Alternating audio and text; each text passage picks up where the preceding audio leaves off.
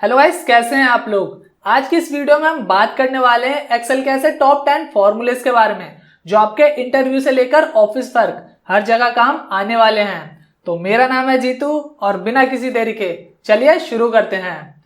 Number 1, काउंटिव। दोस्तों, काउंटिव function का use किसी भी पार्टिकुलर रो या कॉलम में से कोई भी टेक्स्ट या नंबर कितनी बार रिपीट हुआ है ये फाइंड करने के लिए किया जाता है। अब इस चीज को डायरेक्टली एक्सेल शीट पे चल के मैं आपको बताता हूं। तो आप देख सकते हो हम यहाँ पे डायरेक्टली एक्सेल शीट पे आ चुके हैं जहां पे मैंने जो डेटा है ऑलरेडी बनाया हुआ है। यहाँ पे सीरियल नंबर हैं, स्टूडेंट्स के नेम हैं, कोर्स हैं और यहाँ पे ये रिजल्ट है। अब रिजल्ट में पास फेल रिपीट हुआ है। मैं ये चाहता हूं कि पास कितनी बार रिपीट हुआ है वो मुझे शो हो जाए। अगर मैं एक एक करके काउंट करूंगा तो मुझे टाइम लग जाएगा। यहाँ पे तो सिर्फ 15 स्टूडेंट है तो यहाँ पे 15 लोगों का डेटा है। लेकिन मान लीजिए अगर आपके पास हजारों लोगों का डेटा है तो वहां पे आप एक एक करके काउंट करोगे तो बहुत ज्यादा टाइम लग जाएगा। तो इस चीज के लिए हम यहाँ पे काउंटिव फंक्शन का यूज कर सकते हैं। तो इसके लिए क्या करना है, आपको यहाँ पे आना है और इक्वल टू लिखना है काउंटिव। काउंटिव लिखने के बाद सबसे पहले आपको रेंज सेलेक्ट करनी है। अब रेंज कौन सी सेलेक्ट करनी है, जिसमें से हम पास फाइंड करना चाहते हैं। तो ये है हमारी रिजल्ट की रेंज, यानी जिसमें पास लिखा हुआ है। तो इस रेंज को हम कर लेंगे सेलेक्ट, क्योंकि इस रेंज में से हमें डेटा क्या करना है, फाइंड करना है। इसके बाद यहाँ पे करना है हमें कॉमा और फिर शिफ्ट के साथ इन्वर्टेड कॉमा। ठीक है। अब ये बता रहा है क्राइटेरिया यानी जो चीज हम फाइंड करना चाहते हैं। अब फाइंड क्या करना चाहते हैं, हम चाहते हैं पास। तो यहाँ पे हमें लिख देना है पास, PASS। इसके बाद फिर इन्वर्टेड कॉमा यहाँ पे लगा देना है और फिर ब्रैकेट कर देना है क्लोज। अब जितनी बार भी पास यहाँ पे रिपीट हुआ है वो नंबर यहाँ पे शो हो जाएगा। तो यहाँ पे मैं करता हूँ एंटर करने के बाद आप देख सकते हो यहाँ पे 11 टाइम क्या है, पास रिपीट हुआ है। हम इसे एक बार काउंट करके भी देख लेते हैं, जैसे 1 2 3 4 5 6 7 8 9 10 11। तो 11 टाइम यहाँ पे क्या हुआ है, पास रिपीट हुआ है। तो यहाँ पे 11 आ गया। अगर हमें फेल चेक करना है तो हमें क्या करना पड़ेगा, यहाँ जो ये क्राइटेरिया है इसमें फेल मेंशन करना पड़ेगा। तो यहाँ पे मैं इस बार मेंशन कर देता हूँ फेल, FAIL। और इस बार मैं जैसे एंटर प्रेस करूंगा जितने टाइम भी फेल रिपीट हुआ है वो यहाँ पे शो हो जाएगा। फेल यहाँ पे 4 स्टूडेंट हैं तो यहाँ पे शो हो गया है कि 4 स्टूडेंट फेल है और 4 बार फेल रिपीट हुआ है। तो इस तरीके से आप काउंटिव फंक्शन का यूज कर सकते हो। इस फंक्शन को आप अटेंडेंस पे भी अप्लाई कर सकते हो कि आपके पास पूरे मंथ की जो है अटेंडेंस है, वहां पे जो एम्प्लॉय है वो कितने दिन प्रेजेंट हुआ है, अब्सेंट हुआ है या उसने हाफ डे लिया है। तो उस जगह क्या होगा, पहले आपको क्या करना पड़ेगा, पूरी की पूरी रेंज सेलेक्ट करनी पड़ेगी। रेंज सेलेक्ट करने के बाद क्राइटेरिया में जो चीज आप फाइंड करना चाह रहे हो, जैसे कि अब्सेंट फाइंड करना चाह रहे हो तो अब्सेंट लिख दो, प्रेजेंट फाइंड करना चाह रहे हो तो प्रेजेंट लिख दो। तो जो भी आप क्राइटेरिया में मेंशन करोगे वो आपको शो हो जाएगा कि आपके एम्प्लॉय ने कितने अब्सेंट लिया और कितने टाइम वो प्रेजेंट रहा है। तो आई होप ये काउंटिव का फंक्शन आपको समझ आ गया होगा। नंबर 2, काउंटिव्स। दोस्तों, काउंटिव्स फंक्शन भी बिल्कुल काउंटिव की तरह ही है। काउंटिव में हम सिर्फ एक रेंज के बिहाफ पे डेटा फाइंड करते थे, लेकिन काउंटिव्स में हम 2 रेंज के बिहाफ पे डेटा फाइंड कर सकते हैं। जैसे कि आप चाहते हो कि ये जो आपका कोर्स का सेक्शन है, आप चाहते हो सिर्फ MS वर्ड में कितने स्टूडेंट पास हुए हैं वो आप फाइंड कर सको, या फिर MS एक्सेस में कितने स्टूडेंट पास हुए हैं वो आप फाइंड करना चाहते हो। तो उस चीज के लिए आप किसका यूज कर सकते हो, काउंट इफ्स फंक्शन का।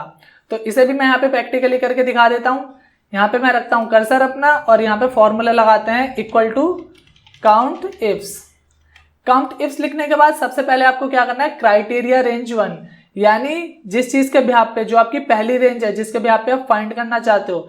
जैसे कि मैं कोर्स के बिहाफ पे फाइंड करना चाहता हूं तो मुझे यहाँ पे कोर्स सेलेक्ट करना पड़ेंगे। तो कोर्स की रेंज मैंने सेलेक्ट कर ली। इसके बाद क्या, यहाँ पे कॉमा, इसके बाद क्राइटेरिया, यानी इसमें से आप कौन से कोर्स को देखना चाहते हो। तो मैं यहाँ MS एक्सेल को देखना चाहता हूं तो यहाँ पे मैंने ऑलरेडी MS एक्सेल लिखा हुआ है तो यहाँ पे मैंने MS एक्सेल सेलेक्ट कर लिया। अगर आप सेलेक्ट नहीं करते हो तो आपको MS एक्सेल लिखना पड़ेगा, वो भी इन्वर्टेड कॉमा के अंदर।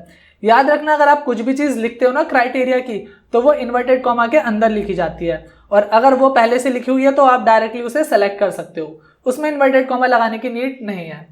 तो यहाँ पे मैंने रेंज सेलेक्ट कर ली, रेंज के बाद यहाँ पे क्राइटेरिया यहाँ पे मेंशन कर दिया। इसके बाद कॉमा, क्राइटेरिया रेंज 2।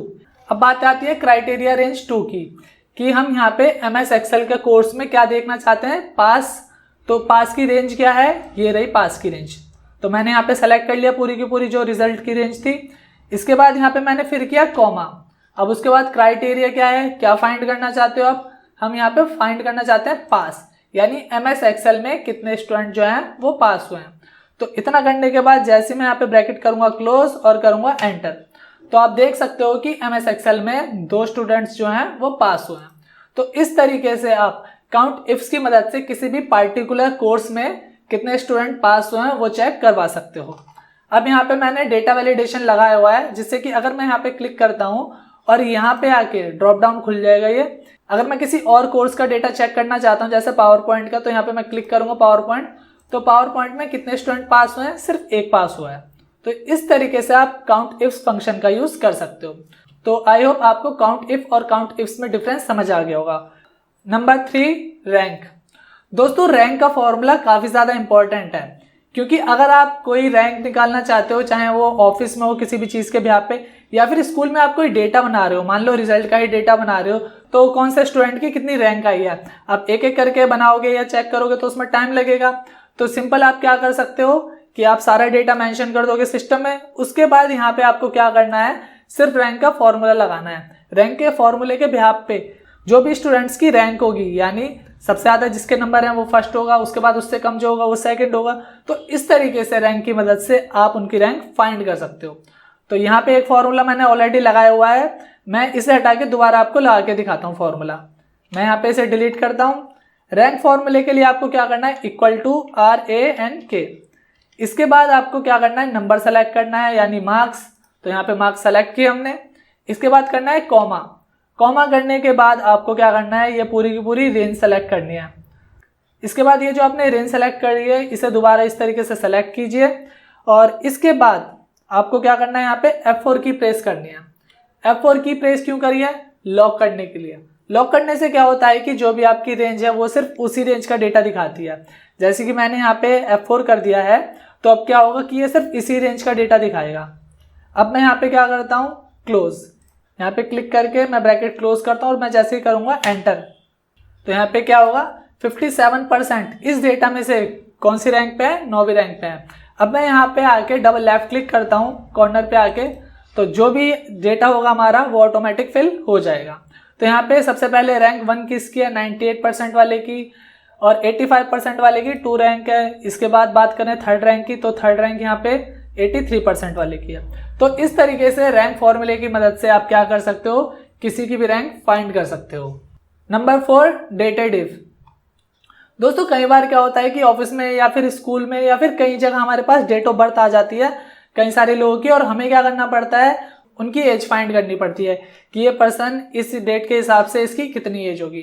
तो इसमें कई बार हमें थोड़ी कंफ्यूजन हो जाती है, लेकिन डेटेड इफ फॉर्मूले की वजह से हम क्या कर सकते हैं, इसे इजीली फाइंड कर सकते हैं।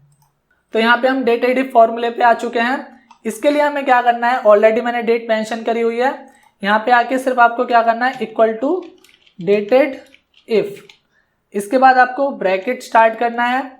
सबसे पहले आपको क्या करना है, डेट सेलेक्ट करनी है। डेट सेलेक्ट करने के बाद कॉमा, इसके बाद लिखना है टुडे।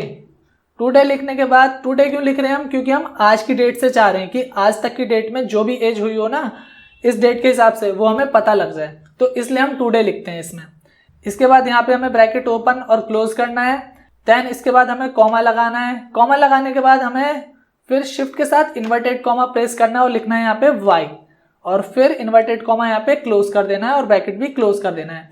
अब y क्यों लगाया है हमने, तो y लगाया है ईयर के लिए, यानी जो भी उसकी एज होगी वो ईयर वाइज हमारे पास शो हो जाएगी।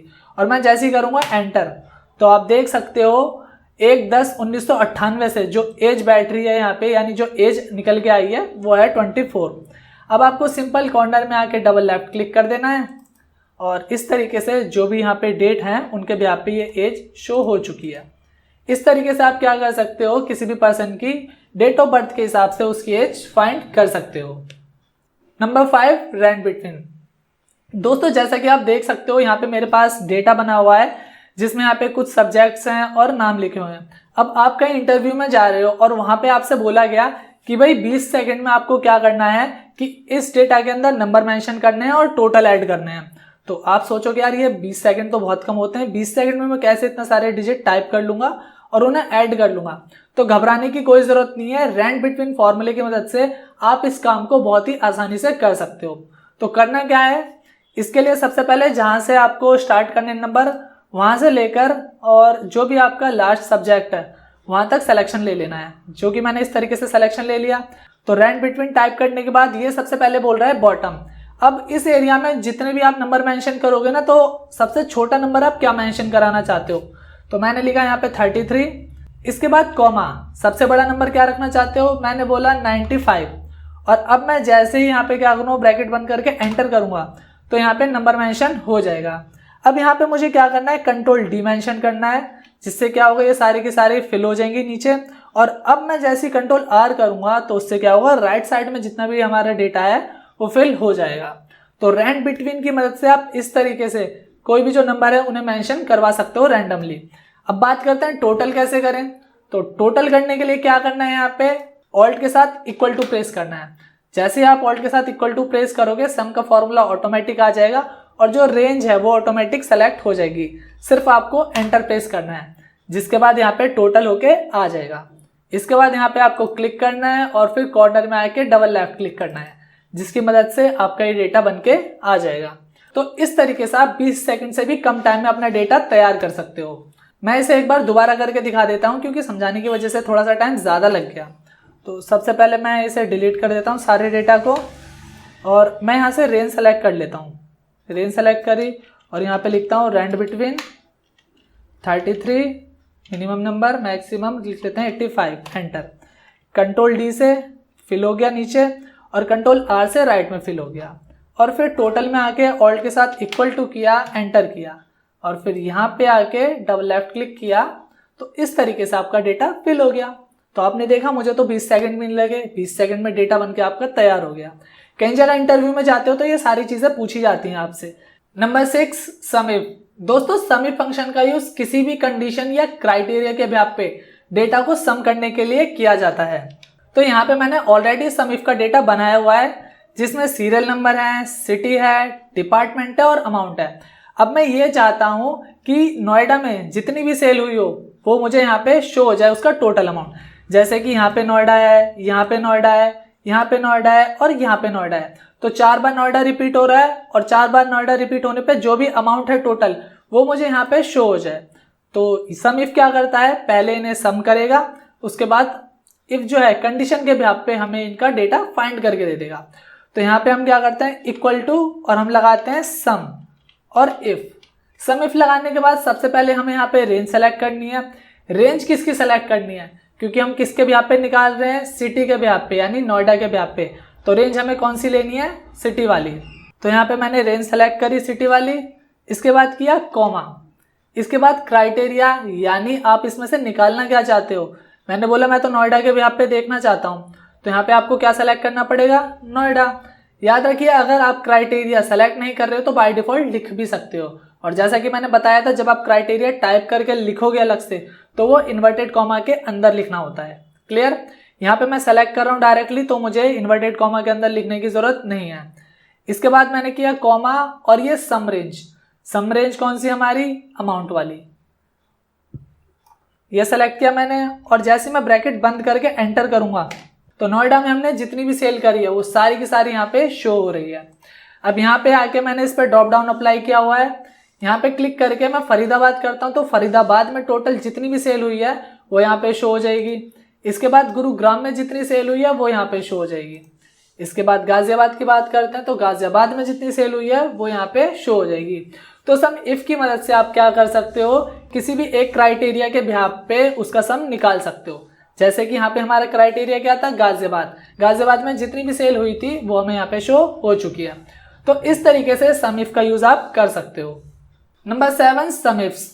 दोस्तों सम इफ के लिए भी वही डेटा है यहाँ पे जो हमारा सम इफ के लिए था।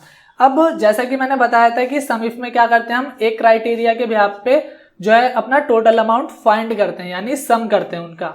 सम इफ्स में क्या होता है कि यहाँ पे हमारे पास 2 क्राइटेरिया, 2 कंडीशन होती हैं और उसके बेस पे जो हमारा अमाउंट होता है वो हमें शो होता है। यानी 2 कंडीशन के बेस पे हम अपना अमाउंट सम करके चेक कर सकते हैं। तो यहाँ पे जैसे कि आप देख सकते हो यहाँ पे सिटी है, डिपार्टमेंट है। पहले हमने सम इफ में क्या किया था कि नोएडा में कितनी सेल हुई है सिर्फ वो शो हो जाए, तो नोएडा में जितनी सेल हुई थी वो सारी की सारी शो हो रही थी। लेकिन अब मैं चाहता हूँ कि नोएडा में सिर्फ इलेक्ट्रिसिटी डिपार्टमेंट में जितनी सेल हुई है ना वो शो हो। तो जैसा कि आप यहाँ पे देख सकते हो कि नोएडा में इलेक्ट्रिसिटी डिपार्टमेंट है यहाँ पे। फिर यहाँ पे बात करें तो दोबारा इलेक्ट्रिसिटी है, लेकिन यहाँ पे नोएडा में गोल्ड है और यहाँ पे नोएडा में क्या है, इंश्योरेंस। तो अब मैं ये चाहता हूँ कि सिर्फ नोएडा में जो इलेक्ट्रिसिटी डिपार्टमेंट है ना सिर्फ उसकी सेल मुझे शो हो यहाँ पे टोटल होके। तो यहाँ पे दो क्राइटेरिया हमारे पास आ गए, दो कंडीशन आ गई। तो इस चीज के लिए हम सम इफ्स का यूज करते हैं। तो यहाँ पे लगाएंगे हम इक्वल टू सम इफ्स। इसके बाद हमें क्या करना है, सम रेंज। सम रेंज कौन सी हमारी, अमाउंट वाली। इसके बाद किया हमने comma, criteria range 1। Criteria range 1 यानी सिटी वाली, तो रेंज कौन सी हमारी, ये है, कॉमा। क्राइटेरिया क्या है इसमें, नोएडा, क्योंकि नोएडा में हम फाइंड कर रहे हैं। फिर क्या हमने कॉमा, इसके बाद क्राइटेरिया रेंज 2। क्राइटेरिया रेंज 2 यानी डिपार्टमेंट, तो डिपार्टमेंट हमारा ये हो गया जिसमें इलेक्ट्रिसिटी आ गई। पूरी रेंज हमने सेलेक्ट कर ली। इसके बाद कॉमा और क्राइटेरिया 2। क्राइटेरिया 2 क्या हो जाएगा हमारा, इलेक्ट्रिसिटी।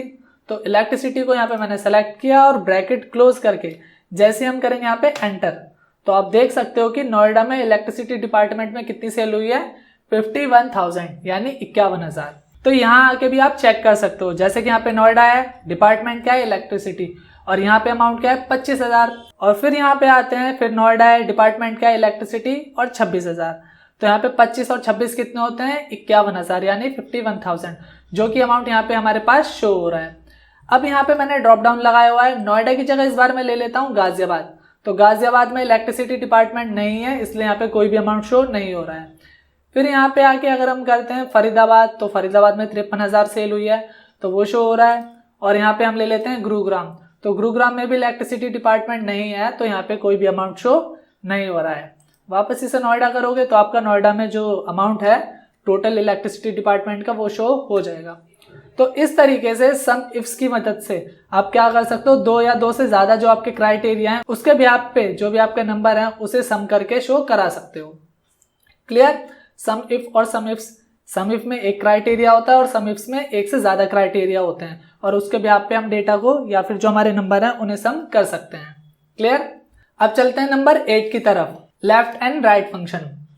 दोस्तों लेफ्ट एंड राइट फंक्शन आपने पढ़ा होगा नॉर्मली कि लेफ्ट फंक्शन की मदद से हम किसी भी टेक्स्ट का लेफ्ट साइड से जो है उसका अल्फाबेट या फिर नंबर फाइंड कर सकते हैं। और सेम चीज हम राइट फॉर्मूले की मदद से भी कर सकते हैं कि राइट साइड में जितने भी उसके कैरेक्टर हैं वो निकालना चाहे तो हम निकाल सकते हैं। लेकिन यहाँ पे मैं आपको लेफ्ट और राइट फंक्शन का एक नया यूज बताने वाला हूँ। जैसा कि आप यहाँ पे देख सकते हो कि यहाँ पे सीरियल नंबर है, स्टूडेंट्स हैं, एज है, एड्रेस है और कॉन्टैक्ट नंबर है। अब हम क्या चाहते हैं कि यार जब भी हम कोई चीज डेटा बना के देते हैं किसी को, बनाते हैं ना, हम चाहते हैं कि यार कोई भी पर्सन जो है ना वो कॉन्टैक्ट नंबर का मिसयूज ना कर सके। तो हम इस तरीके से क्या करते हैं, उनके बीच में स्टार प्रिंट करवा देते हैं। लेकिन ये स्टार प्रिंट होंगे कैसे, बात ये आती है। तो इनके लिए यूज किया जाता है लेफ्ट और राइट फंक्शन का। तो फटाफट मैं आपको ये लेफ्ट और राइट फंक्शन से स्टार प्रिंट करना सिखाता हूँ। तो इसके लिए आपको क्या करना है, इक्वल टू LEFT, लेफ्ट का फॉर्मूला लगाना है। फॉर्मूला लगाने के बाद आपको करना है नंबर को सेलेक्ट। नंबर सेलेक्ट करने के बाद यहाँ पे लगाना है आपको कॉमा, और जितने भी नंबर आप शो करना चाहते हो लेफ्ट साइड से वो लिख दो यहाँ पे। तो मैं सिर्फ 2 नंबर यहाँ पे लेना चाहता हूँ, तो मैंने यहाँ पे 2 लिखा। इसके बाद मैंने किया ब्रैकेट बंद, और फिर यहाँ पे मैं साइन लगाता हूँ एम्परसेंट का, या फिर आप इसे एंड भी बोल सकते हो। और फिर आपको यहाँ पे कॉमा और इन्वर्टेड कॉमा लगाना है। कॉमा इन्वर्टेड कॉमा लगाने के बाद जितने बार भी आप स्टार प्रिंट करना चाहते हो वो यहाँ पे मेंशन कर दो। तो मैं यहाँ पे मेंशन करना चाहता हूँ 6 टाइम, 1 2 3 4 5 6, ये किया मैंने। उसके बाद फिर शिफ्ट के साथ इन्वर्टेड कॉमा हमें करना है क्लोज, फिर लगाना है कॉमा, और फिर यहाँ पे हमें क्या करना है, दोबारा एंड मेंशन करना है। देन इसके बाद हमें क्या करना है, राइट का फॉर्मूला लगाना है, RIGHT, राइट लिखा मैंने। इसके बाद दोबारा हमें इस नंबर को सेलेक्ट करना है, उसके बाद लगाया comma, and then right side में से कितने नंबर शो करना चाहते हैं हम, तो मैंने बोला 2 नंबर। इसके बाद ब्रैकेट करना है बंद, और जैसे ही करेंगे एंटर, तो आप देख सकते हो यहाँ पे लेफ्ट साइड से 2 नंबर शो हो रहे हैं और राइट साइड से 2 नंबर शो हो रहे हैं। तो इस तरीके से आप लेफ्ट और राइट फंक्शन का यूज करके कॉन्टैक्ट नंबर या फिर आपका अकाउंट नंबर या फिर कोई भी इंपॉर्टेंट जो आपकी डिटेल है उसे हाइड कर सकते हो। क्लियर। पीएमटी, पीपीएमटी और आईपीएमटी फंक्शन। दोस्तों अगर आप फाइनेंस की जॉब के लिए जा रहे हो तो आपको इन तीनों फंक्शन के बारे में ज़रूर पता होना चाहिए, क्योंकि ये जो फंक्शन है ये फाइनेंस से रिलेटेड है। जब भी आप लोन लेते हो तो कितना परसेंट उस पर आपको इंटरेस्ट देना पड़ता है, कितना प्रिंसिपल होता है, ये सारी चीज़ें जो होती हैं वो इन फंक्शन से फाइंड करी जाती है। तो जैसे कि आप देख सकते हो यहाँ पे ऑलरेडी जो है मैंने ये सारी चीज़ें फाइंड करी हुई हैं, लेकिन समझाने के लिए मैंने इसे हटाया नहीं है। मैं आपको दोबारा ये सारी चीज़ें करके दिखाऊंगा। पीएमटी में क्या होता है कि जो हमारी इंस्टॉलमेंट होती है वो फाइंड करी जाती है पीएमटी फंक्शन से। आईपीएमटी में क्या होता है कि जो भी हमारा इंटरेस्ट होता है वो हम आईपीएमटी फंक्शन की मदद से निकालते हैं। और पीपीएमटी में क्या होता है, जो हमारा प्रिंसिपल होता है, यानी जो हम इंटरेस्ट दे रहे हैं, इंटरेस्ट के अलावा हमें कितने पैसे देने पड़ते हैं, वो हमारा किस में निकलता है, पीपीएमटी फंक्शन में। क्लियर? तो अब ये सारी चीज़ें मैं आपको एक बार निकाल के दिखाता हूँ दोबारा अच्छे से। तो फिलहाल मैं यहाँ पे इन्हें कर देता हूँ डिलीट। डिलीट करने के बाद सबसे पहले हम क्या करते हैं, यहाँ पे इंटरेस्ट रेट है हमारा 14%। हमने जो लोन लिया है उसका इंटरेस्ट परसेंट है 14%, यानी पूरे साल में जो हमारा इंटरेस्ट रेट रहेगा वो 14% का है। इसके बाद लोन अमाउंट कितना है हमारा, 1 लाख रुपए, और लोन पीरियड कितना है, 60 महीने का। यहाँ पे 60 महीने मतलब 5 साल। आप 5 साल भी लिख सकते हो, लेकिन मैंने यहाँ पे 60 महीने लिखा हुआ है। क्यों लिखा है वो मैं अभी आपको आगे बता दूंगा। इसके बाद इंस्टॉलमेंट, तो हम ये चाहते हैं कि इन सारी चीज़ों के हिसाब से मंथली हमारी कितनी इंस्टॉलमेंट बनेगी, वो चीज़ हम फाइंड करना चाहते हैं। तो उसके लिए क्या करना है हमें, equal to PMT, PMT function मैंने यहाँ पे लगाया। इसके बाद रेट, यानी जो परसेंटेज रेट है हमें वो सेलेक्ट करना है, तो इसे सेलेक्ट किया। अब जो ये रेट का परसेंटेज होता है ना, ये होता है 1 साल का, और हमें क्या करना है, इसे पर मंथ का निकालना है, क्योंकि जो हम इंस्टॉलमेंट देंगे पर मंथ की देंगे। तो हमें इसे क्या करना है, डिवाइड किससे, 12 से, क्योंकि 1 साल में 12 महीने होते हैं। इसके बाद हमने किया कॉमा, कॉमा करने के बाद यहाँ पे एन पर यानी नंबर ऑफ पीरियड। तो नंबर ऑफ पीरियड कितने हैं हमारे यहाँ पे, 60 महीने। 60 महीने का मतलब क्या है, 5 साल। अगर मैं यहाँ पे 5 मेंशन कर देता ना, तो मुझे यहाँ पे क्या करना पड़ता, उसे मल्टीप्लाई करना पड़ता 12 से, क्योंकि 12 पंजे 60 होता है, तब यहाँ पे 60 आ जाता। लेकिन मैंने डायरेक्टली यहाँ पे पहले ही क्या मेंशन कर दिया, 60, जिसकी वजह से मुझे मल्टीप्लाई करने की जरूरत नहीं है। तो याद रहे, अगर आप यहाँ पे साल यानी ईयर मेंशन कर रहे हो तो उसे आपको मल्टीप्लाई कराना पड़ेगा किससे, 12 से। और अगर आप मंथ मेंशन कर रहे हो तो आपको मल्टीप्लाई कराने की कोई नीड नहीं है। इसके बाद आपको क्या करना है, कॉमा, कॉमा लगाने के बाद पीवी यानी प्रिंसिपल वैल्यू। प्रिंसिपल वैल्यू कितनी है आपकी, जो आपकी लोन अमाउंट है। तो यहाँ पे मैंने इसे सेलेक्ट किया। सेलेक्ट करने के बाद मैं जैसे ही एंटर करूंगा तो आप देख सकते हो इस तरीके से यहाँ पे हमारा जो है इंस्टॉलमेंट आ चुकी है। लेकिन यहाँ पे ये माइनस में आ रही है। माइनस में क्यों आ रही है, इसके लिए हमें स्टार्टिंग में आके माइनस का सिंबल लगाना है, और जैसे मैं आप एंटर प्रेस करूंगा तो ये आपका क्या आ जाएगा, पॉजिटिव में इस तरीके से होके आ जाएगा। तो एक चीज याद रखना, जब भी आप पीएमटी या फिर आईपीएमटी या पीपीएमटी का फंक्शन लगाओगे तो उसमें स्टार्टिंग में माइनस का साइन जरूर मेंशन कर देना, जिससे कि वो आपका पॉजिटिव में होके आएगा। क्लियर? तो ये है आपकी इंस्टॉलमेंट कि 14% आपका साल का क्या है, इंटरेस्ट रेट है, और लोन अमाउंट क्या था आपका, 1 लाख रुपए, और मंथ कितने थे, 60 महीने में। तो आपको हर महीने कितनी इंस्टॉलमेंट देनी पड़ेगी, 2327 रुपये। क्लियर? अब टोटल पे निकाल लेते हैं कि टोटल पे कितना देना है आपको, 60 महीने में कितना पे करना पड़ेगा आपको। इक्वल टू किया मैंने, और ये जो है आपका अमाउंट जो इंस्टॉलमेंट का आया है, मल्टीप्लाई करेंगे इसे किससे, 60 महीनों से, क्योंकि हमें तो 60 महीने तक भरनी है। एंटर किया, कितनी बैठ जाएगी है, 1,39,610 रुपये। ये है आपका टोटल पे। लोन कितना लिया था आपने, 1 लाख रुपए, टोटल पे 60 महीने में कितना भरना पड़ेगा, 1,39,610 रुपये। अब निकालते हैं कि इंटरेस्ट, यानी आपको सिर्फ इंटरेस्ट कितना भरना है। सिंपल क्या करना है, इक्वल टू जो आपका टोटल पे है इसे माइनस कर देना है इसमें से।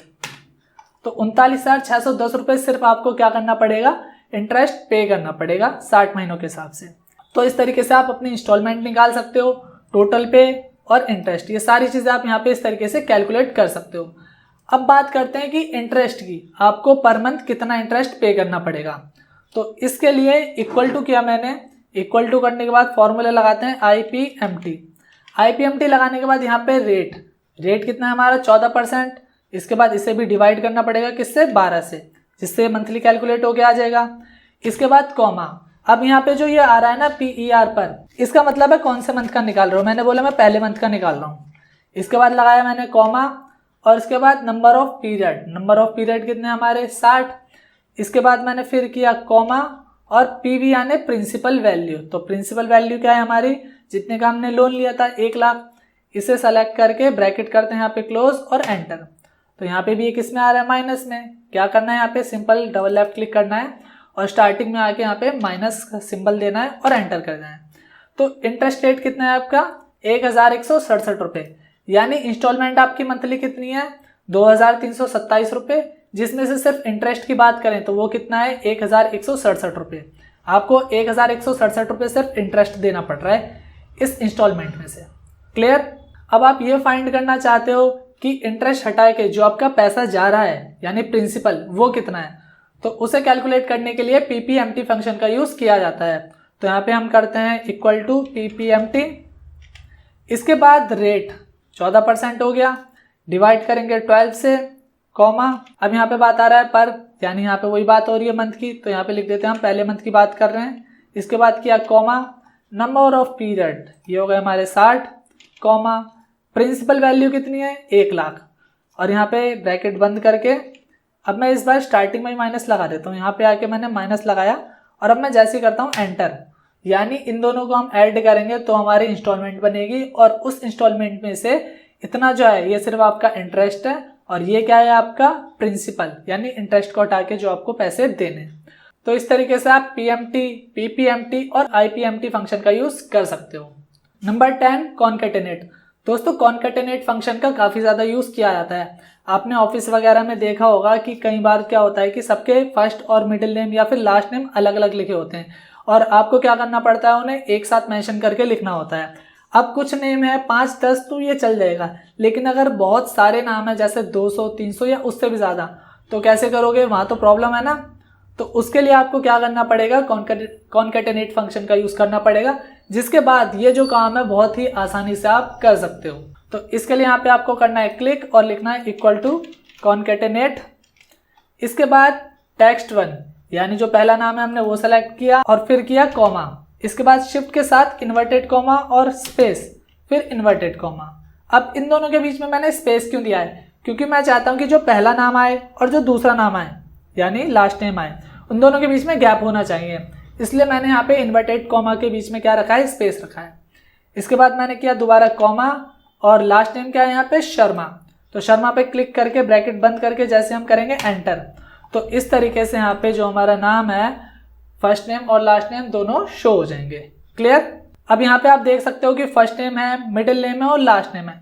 यहाँ पे तो सिर्फ फर्स्ट और लास्ट नेम की बात हो रही थी, लेकिन यहाँ पे फर्स्ट नेम भी है, मिडिल नेम भी है और लास्ट नेम भी है। तो इसको कैसे करेंगे, इसके लिए इक्वल टू वही सेम फॉर्मूला कॉन्केटेनेट। अब हमने ये टेक्स्ट सेलेक्ट किया फर्स्ट, कॉमा किया शिफ्ट के साथ इन्वर्टेड कॉमा, फिर स्पेस, फिर इन्वर्टेड कॉमा और फिर यहाँ पे लगाया कॉमा, और उसके बाद मिडिल नेम क्या है यहाँ पे, रमेश, इसे सेलेक्ट किया और यही चीज रिपीट होगी बस, comma inverted comma space inverted comma, फिर लगाया कॉमा और थर्ड नेम क्या है यहाँ पे, तेंदुलकर, इसे सेलेक्ट किया और ब्रैकेट कर देना है हमें क्लोज। और अब मैं जैसे ही करूंगा एंटर, तो आप देख सकते हो कि यहाँ पे जो तीनों नाम थे वो इस तरीके से शो हो चुके हैं। तो इस तरीके से आप फर्स्ट नेम और लास्ट नेम को एक साथ ऐड कर सकते हो। अब यहाँ पे इसका साइज थोड़ा सा छोटा पड़ रहा है, तो यहाँ पे डबल लेफ्ट क्लिक करके इसे सेट कर लेते हैं। क्लियर। तो दोस्तों ये थे एक्सेल के टॉप 10 यूजफुल फॉर्मूले, जिनका हर जगह, चाहे वो इंटरव्यू की बात हो चाहे ऑफिस की बात हो, हर जगह काफी ज्यादा यूज किया जाता है। तो आई होप गाइज आपको ये वीडियो अच्छी लगी होगी। अगर आपके दिमाग में कोई भी डाउट है तो नीचे कमेंट बॉक्स में हमें जरूर मेंशन करें, साथ ही हमें सोशल मीडिया पे भी जरूर फॉलो करें। अगर आपको ये वीडियो अच्छी लगी हो तो इसे लाइक करें, शेयर करें, और अगर आप हमारे चैनल पे नए हैं तो इसे सब्सक्राइब जरूर करें। Thank you.